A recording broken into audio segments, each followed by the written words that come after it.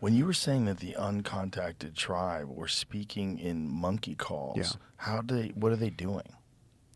So JJ's dad used to tell us, he said, if you're ever out in the forest and something doesn't sound right, he was like, get out of there. And he was like, because they will use the tinamou calls, like the undulated tinamou is like,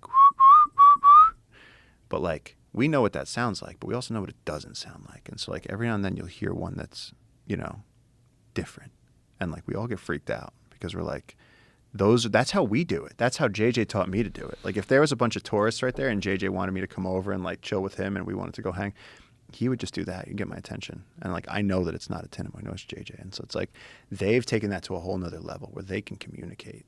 And so there was a group of guys who was upriver and they got surrounded. They heard monkey calls coming from different directions. And they realized that they were completely surrounded. And like at least one of the guys who was telling it to me, he got in the water and like crawled like a turtle and like escaped. And then the tribe showed up, and then there was this whole showdown where they actually shot one of the community members. And then one of the guys who knows some of their language was saying that it looked like they were mad with the guy that shot the guy. They were mad with him. Like they were like, why did you do that? Now there's going to be retaliation. Like, why did you shoot him? And like there was like a whole discussion happening while these people were like huddled in the stream waiting to see if they got killed too. So it's like I don't really, so when you get these loggers going in there, it's like, yo, we'll pay you to protect the rainforest, and like you don't have to do this. You don't have to be going into these areas that are that dangerous.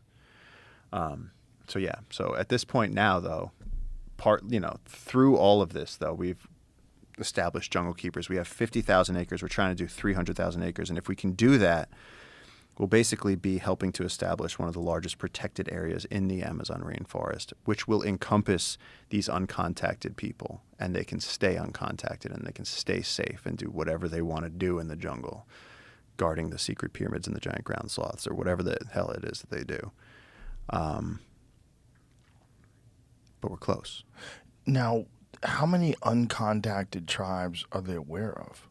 I think there's like over 100 different groups across the Amazon. There's also varying degrees of, and the other thing is the conversation so often gets turned to like they're, violent, and that they're people that live out in the jungle. And I have no idea how they do it either because, at night we need headlamps. We don't have night vision. All the animals have night vision. So it's like, what do they do that night? They're able to make fire in the jungle at night every day. If I gave you an entire book of matches, me and you, we sat down right now in the jungle. I was like, okay, cool. You got a machete and a book of matches. First one to make fire wins. We couldn't do it. It's wet. Everything is wet. So how are they? Are they doing bow drill? What are they doing?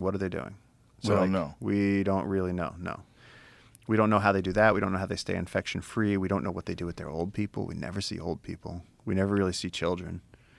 And so like they move around and we see like groups of men on beaches. We see like that aerial picture where you see like a family group out. That's in turtle season where you have turtles laying their eggs on the beaches and the tribes will come out because that's easy food. You just pick up turtle eggs and eat them. But there's so much that we don't know about their lifestyle. And like people get so many things wrong. Just, if you leave them alone, then they won't kill you. If then people go, oh, they're Stone Age tribes. And it's like, well, they're not Stone Age tribes because they're alive right now. And you couldn't live out in the jungle, but they can. Right. So it's like there's elements of their botanical knowledge, their medicinal knowledge, their creation myths, their view of history. I mean, they're coming at reality from a whole different perspective than we are. Wow. And there's really no way to get. Does anyone speak their language? Do we know what language they all speak? Is it universal? Do they have different languages? It's not universal. And there was someone in our region who like captured a child from the uncontacted, raised him in a very remote community, and people have tried, anthropologists have tried. They've been like, hey, so what was it like when you grew up? And it's like, it's dark. He's just like, I don't remember.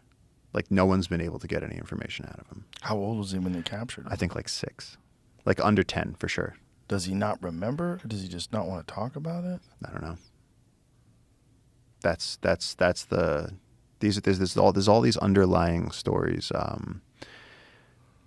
man, yeah. There's just. Then last year, some loggers went to a place they shouldn't have gone, and they got whacked. And sort of like the, like the WhatsApp underground in Peru. Like everyone was sending each other pictures because one of the cops like sent to his family a picture of what the bodies looked like on like day 6, laying on the beach with arrows in them and shit.